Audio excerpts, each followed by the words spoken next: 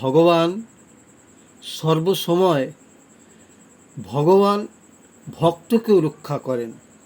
তার প্রমাণস্বরূপ আমরা ভক্ত প্রহ্লাদের কথা আপনাদের শোনাব।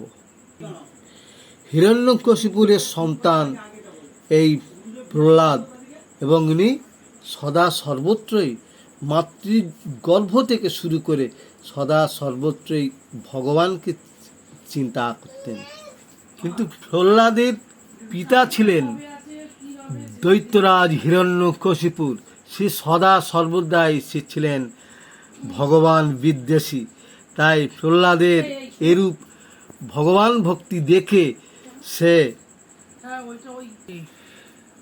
প্রহ্লাদকে সাজা দিচ্ছেন এবং নানা রকমভাবে তাকে অস্ত্রাঘাত করছে।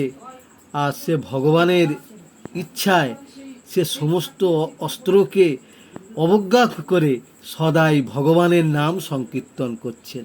নাথ নারায়ণ হরি, হে নাথ নারায়ণ হরি, গোপাল কৃষ্ণ মুরারি, হে নাথ নারায়ণ হরি।